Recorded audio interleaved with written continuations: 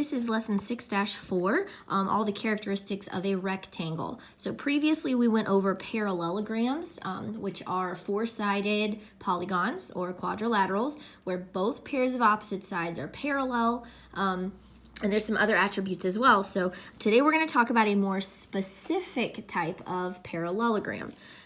So basically a rectangle has all the characteristics of a parallelogram, which are here. Opposite sides are parallel, opposite angles are congruent, opposite sides are congruent, consecutive angles are supplementary, and diagonals bisect each other. All of that is true in a rectangle, and so those make up regular parallelograms. And if a parallelogram has all four angles 90 degrees and the diagonals are the same length, so not only do they cut each other in half, but they're also the exact same length, then the four-sided shape is not only a parallelogram, it's also a rectangle. So if all four angles are right angles, that means this guy's 90 degrees, this guy,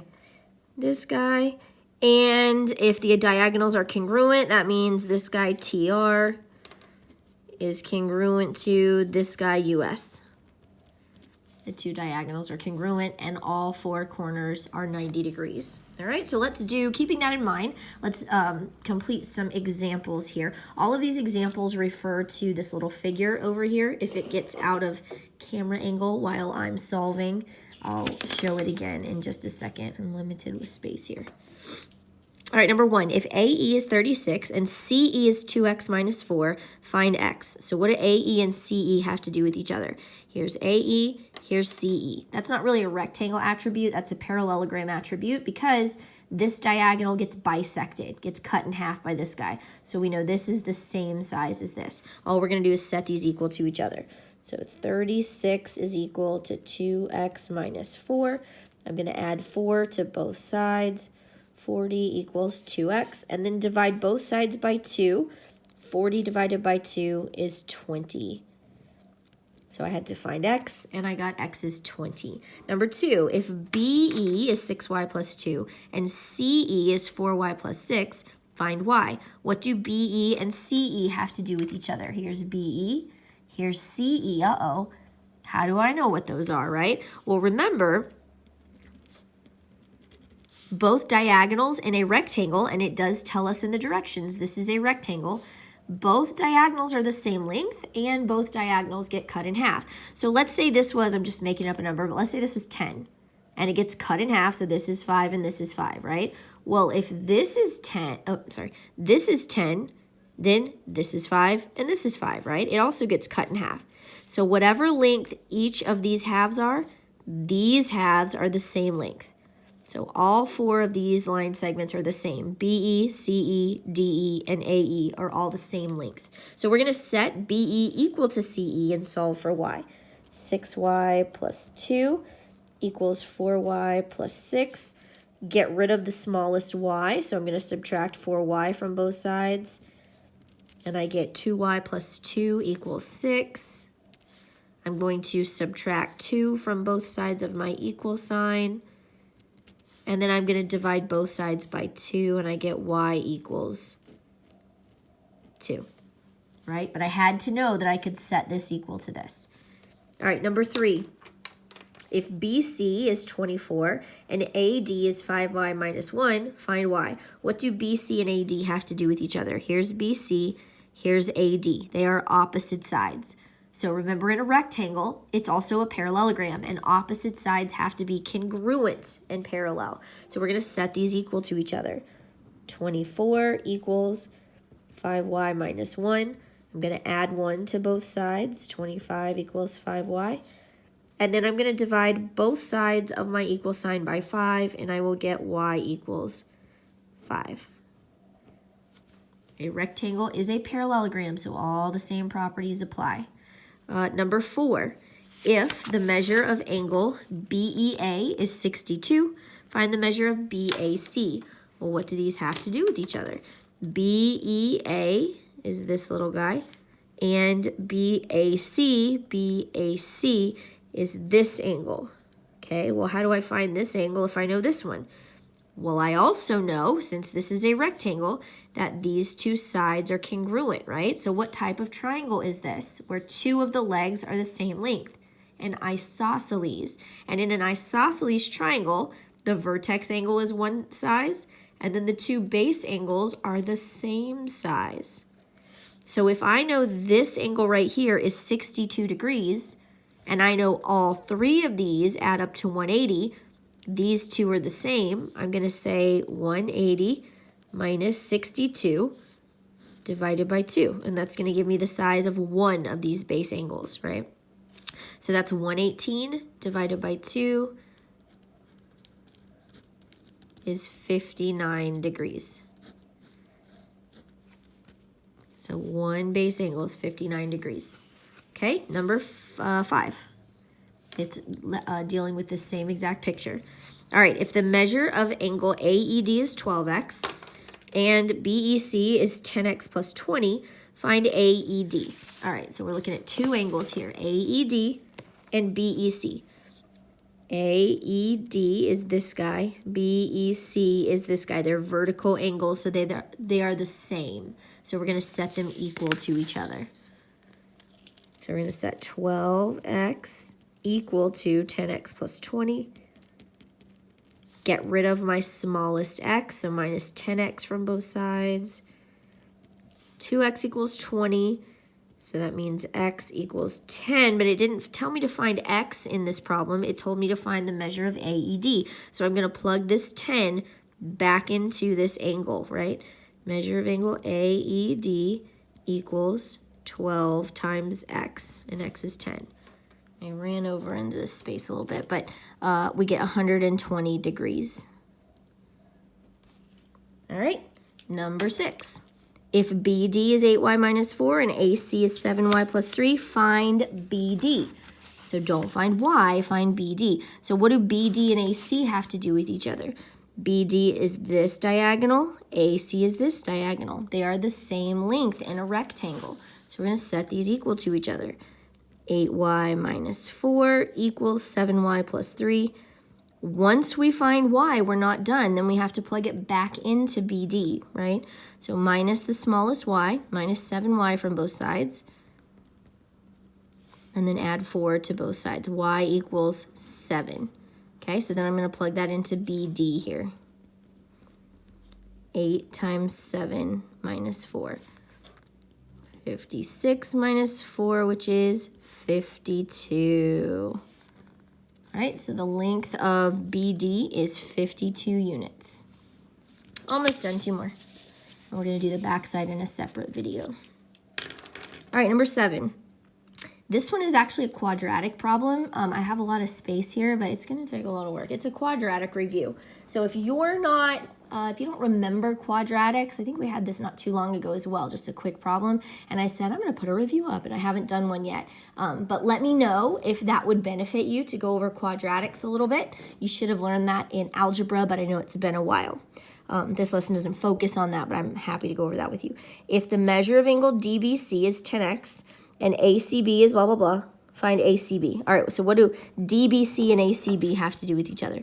DBC is this angle, and ACB is this angle. So we know they're the same size, right? Because this is an isosceles triangle.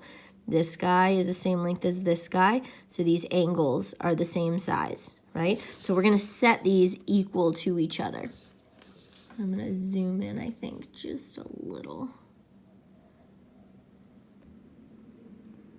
All right, like I said, it is a review of quadratics. So if you're not super quick with quadratics, you might want to brush up on that. All right, so I'm going to set 10x equal to 4x squared minus 6.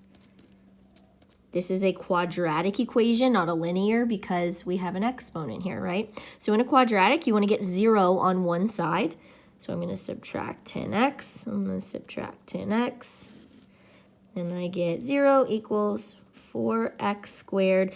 Then you want to put all your terms over here in order from the biggest exponent to the smallest.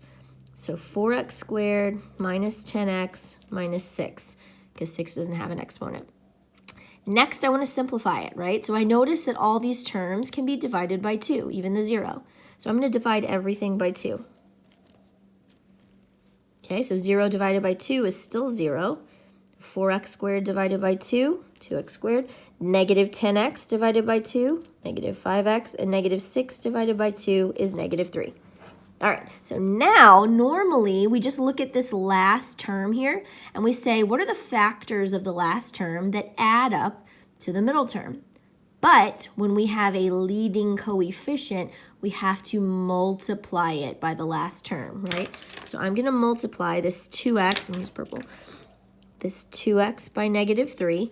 So I'm actually going to find the factors of negative 6. This isn't a negative 6, but when I multiply, that's just a rule of solving when you have a leading coefficient. So the factors of negative 6 that add up to negative 5 are negative 6 and positive 1.